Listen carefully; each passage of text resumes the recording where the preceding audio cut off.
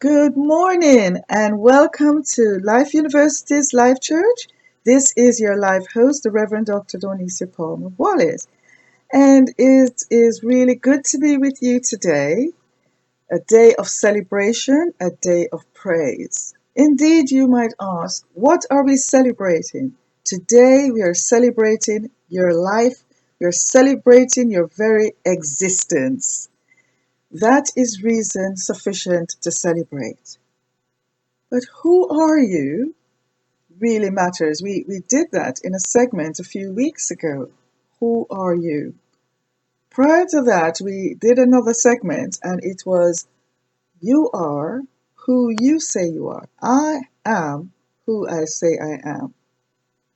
In the time of Jesus the Christ, we read in scriptures, that was one of the most important questions.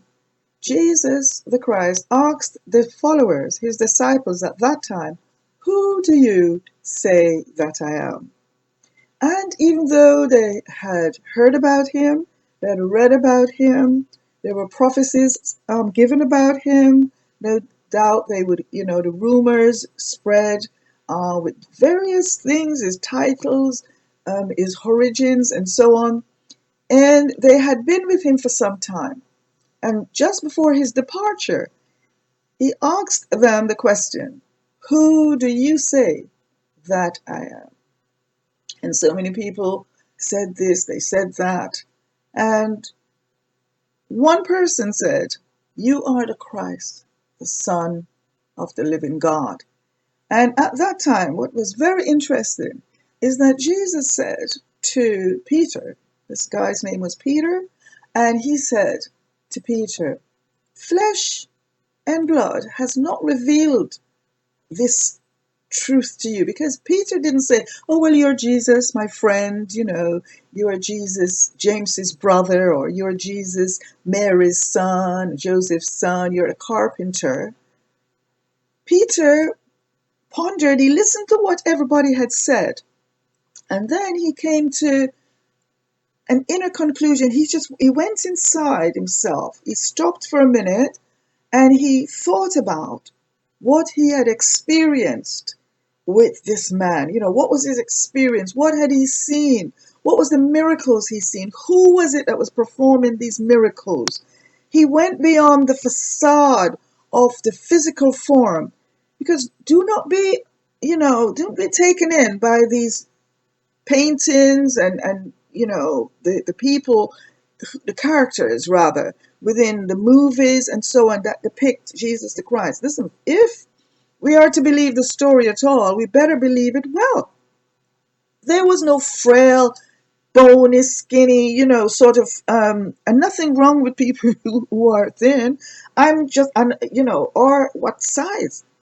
I'm saying this man was a strong man, and from what was told, he carried a certain type of presence. He wore a certain type of garment. If we check back in history, they fought. They really fought between themselves for his outer garments, because it was a seamless garment, and only certain people wore those seamless garments. And he talked about the blue thread on the ends of his garments, which showed that he was a teacher, he was a learned person. So when we think about Jesus the Christ, we could say so many things. We could say he was a teacher, he was a professor. And the first thing, if that was the scenario in our world today, we would be saying, has he been to the Golden Globes? Has he had, his BMA? Has he have a Nobel Prize? But Peter went to the heart of the matter and he said, you are the Christ. He looked to the soul, because the soul is our Christ. It's the Christ of our being that is awakened in the realization of who lives the soul. So he went right to the crux of the matter and he says, thou art the Christ, the Son of the living God. He wasn't now talking about a God, an image of God. He was drawing on the very nature and essence of Jesus the man. I say all this to say, in this first opening, this is the opening paragraph of today's segment, that who you are at the very crux, your essence, is very important. We are in the first month of a new decade called 2020. Very important. And what is it, what we do this year, what we do every day this year? You see, it is what we do every day that creates a year. We have 365 days within a year. Well, that is what they say, 366 in a leap year. And so this year is not a leap year. So we're having those 365 days, as it were, or 366, whatever you want to choose to. We are having over 300 days. Is that okay? And what we do with each of those days is what determine your year. We can talk about the year, but what does the year mean to you is what happened every single second that makes a minute, that makes an hour, that makes a day, that makes a week, that makes a month, that makes a year. What and who are you? So at the crux of the matter is the essence of your being. Now, I want to clarify something today. I'm just here. Life has been speaking to me very clearly this week. And so I want to continue on the theme of being the best. But understanding, I want you to understand something. There's something going around. It's going around the internet. It's going in the air. But I want to go above that today. I want to transcend what you call the norm. Because we weren't just created to be normal. We were created to be supernatural. We call it natural, and so we say supernatural. We were created in the image and in the very likeness. That's what they say. But when you translate that word, it is not likeness, it's a likeness. And I don't mean as in a singular and then there is the following after. A likeness or a likeness, a likeness. ALIKENESS, one word, a likeness. And so what happened is in the translation from the Hebrew and from the Amharic down to the English, we got lost somewhere in translation. The meaning and the very essence got lost. And so what we got was a watered down version that we are a likeness, or you're made in a single likeness. So by the time from creation to this day, we call it the creation story, when bang and everything came into being, to this time, if we are believing in a likeness, by the time your child is born, then it's going to be a weakened version. And so what's going around and flying around is that at the very point of who you are, there is a negative. Well, I'm here to correct that to the truth today. You are in the likeness of the exhalation. So God, life blew breath into you, or exhaled. I like the word exhale because the word blow, is just, I don't know, associated with something separate. But God exhaled what was the very essence and beingness of God, of life itself, exhaled. Okay, the very life. So it's the very life exhaled into something that was formless, because we then say God formed, and when we have this idea from our matter based brain. So when you look at something from the matter based brain, you're going to see something matter based. Okay, and so that I come back, it's all linked back to Jesus asking his disciples this question, and because they were thinking from a matter a matter based mind, they were only able to see it matter based. But when Peter heard the question that was being asked was coming from the very essence and soul of Jesus, resonated on the essence and soul of Peter, and Peter allowed that which lived the essence and based of himself, the very vibration of the frequency, and he saw. He saw from that place, because he became one with that. And until we become one with the essence and source of our being, we could preach potential, we could preach possibility, we could preach bestness. We're never really going to be that. not in the truth. We are that, but we won't be able to experience and express it because if we are only linked to the matter base. Am I making sense here? So how do we do that? We take a moment and we allow ourselves to come back from, okay, to come back from the noise of the matter base, the monkey brain, that continual chatter that's based in matter, those things that are temporary. And then as we sink below that, we allow ourselves to become grounded and rooted in the truth. And then we then begin to resonate with the essence of our being. That's the closest likeness, a likeness. Then we come to this place where we are sunk right into the foundation. And the foundation, we call that the mirror. And we begin to have a mirror image with a mirror experience of the essence of our being. Now, the essence of your being was never negative.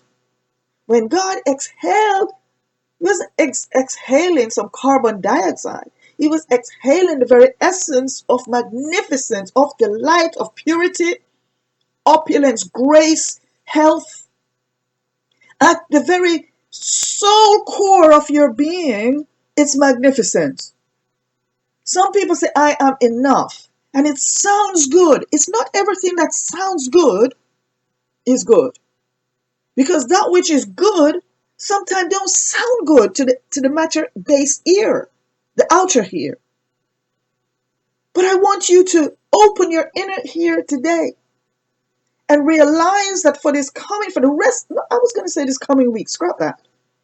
Scrap coming for this coming month. From this moment in eternity, if you would begin to realize that at the very core, at the very center, your essence is goodness. Your essence is godness. Your essence is life itself in all its fullness and magnificence. It's going to take you time to swallow that. So chew on that this week. Chew on it this week. The invincible is the core of your being. There is pure genius, the template of your soul. You didn't start negative. It doesn't make sense. That which is created, you created in its own image and in its very, very, very, very likeness. And in this likeness, we are illuminated. And in this illumination of pure light, there is beauty. There is possibility. There is potentiality. There is grace. There is favor. There is affluence. There is influence. There is opulence. There is majesty. Oh, if today we could come into that realization. Because we're living in they call it turbulent times. And time is a mere particle of eternity. But what's happening within our time, in this time space, this space that we have carved out for ourselves, it's turbulent. But what I love about Jesus the Christ, and I keep coming back here, because his words is true, because when he spoke from the alikeness, the alikeness of his soul, the alikeness of his life. He mirrored that which he spoke.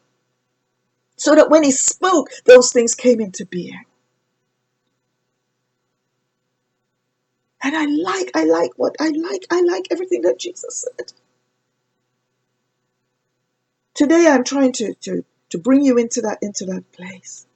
Into that place. Jesus said, follow me. Okay? Jesus says, follow me. No, that don't mean just following behind. You know, if he moves his hand, we move our hand. He's saying, follow me. What am I doing? Where am I doing it from? And so we have become like puppets, haven't we? We have been trained to become like puppets. So we are just following as in mimicking. We don't need to mimic. We already are. So what I was coming to the point is there's been a lot going on that says, about enough. But if I teach that, let's start at enough. But I'm taking that a bit higher in this year, okay? Because we have carved out, coming right back. It's all tying up. We're coming back to this 2020, and remember, 2020 is just a little portion of the truth of what where we are today. We're not really in no 21st century. Somebody started day one, but there was something before day one, okay? Everything we create, even our machines that we create now, was set up out of brain matter. And so they can set things and get a piece of bone or get some soil and go back to that. But before all of that, there was a mind. And that is the mind that we need to connect with. There is nothing wrong in that mind. At the very core of your being, at the very essence of your being, there is beauty, there is joy, there is magnificence, there is potentiality, there is we use that word enough. There is fullness, okay? I'm going to break the mold today. Because Jesus the Christ says, I am come that you might have life, right? Life, okay? Just listen. I used to say there's all type of life. There's one life, okay? That you might have life. And he went on further. He says, abundant life, right? That's without measure, without limit. That was the essence. People say, I believe in Jesus. You do not believe in Jesus if you cannot understand what he's saying. You're believing in what you think Jesus is saying. But when he says, follow me, we've got to follow the place from where he's coming from. Where is he speaking from? You can't speak from where you are just by where you think you are. If you know, because it's the truth that sets you free. And that is what this is about today. Freeing yourself. Living the freedom you were created to live. Experiencing and expressing the freedom that you were created to express. And you can do that. What are you carving out for yourself? Who do you say that you are? Never mind about what others say. Who do life says that you are? What does God say about you today? It really matters. So I have thrown a lot in. I have thrown a lot in. What is the flavor that you are inhaling today? What is your space? What are you seeing around you? What is in your world?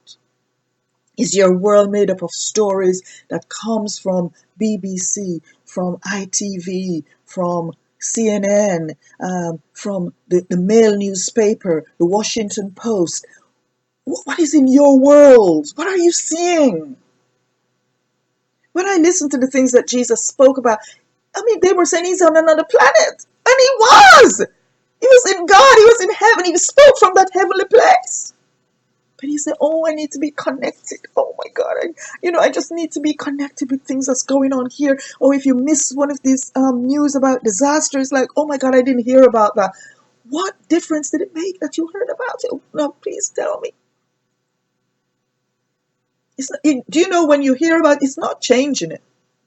It's not going to change what has happened. No way. But what you're hearing at every moment in your existence, if it's the truth, can change the whole world. It's your world. God, life, and I'm closing with this, God, your life, desires you to see life, your world, the world, through God's eyes. Is it a world that is doomed? Do you know how insulting it is to say that you were created negative? Do you know what you're saying about the breath of God? Do you know what we are thinking about life when we begin to even imagine that life could create something chaotic? At the start, there was no chaotic. There was no chaos. It was absolute perfect. Perfection is the essence of your being. Perfection is the core of your being. You've got to build from the core up. And the core, the very definition of life is aliveness, is possibility, is infinite grace, wisdom. If you want to know something and you don't know it, we love to go to the Google, and but who do you know what Google is? It's a collection of matter mind based things. And so when somebody look from just the matter things and things that I learned in school, and who taught him and who taught him and who taught him and who taught him and who taught him and who taught God. That's what I want to know. Who taught God? And when you know that and you're coming from that place, and allow yourself, you see, is we allow ourselves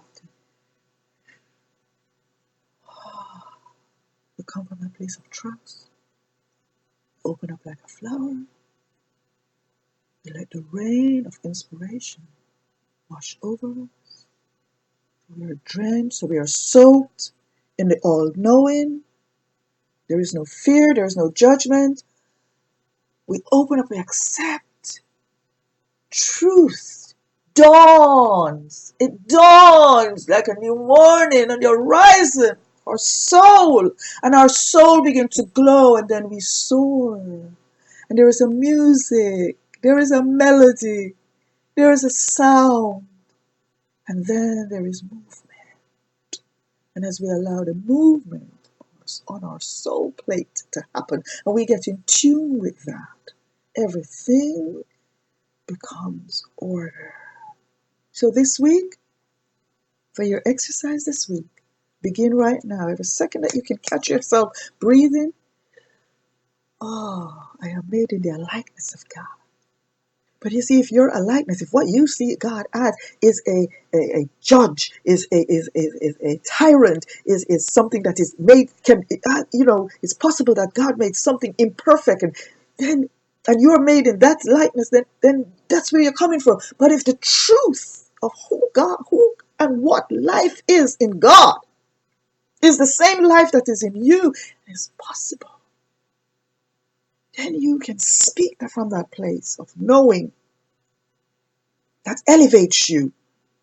And then you can soar. You don't just no longer walk on water. Jesus says, and greater things than these. What is greater than walking on the surface of water? Than stepping in the air. We call it flying. We don't have wings. We don't fly. We soar. And you can soar above the seas. Yeah, just like the picture that's on your screen today. You can soar with your hands stretched out, your legs stretched out, your head back, and you soar the heavens. You soar in the open space, because in the open space above you is what we call possibility. And everything is possible. Bless you. Take a deep breath right where you are with me. Take a deep breath right now.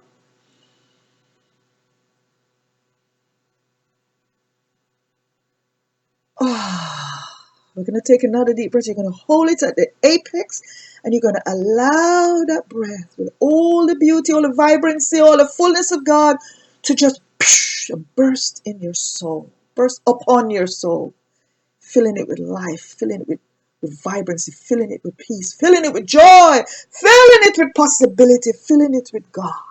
So we're going to take a deep breath and hold it at the apex and allow that to happen, okay? On the count of 3, because we want to do this together. 1, 2, 3.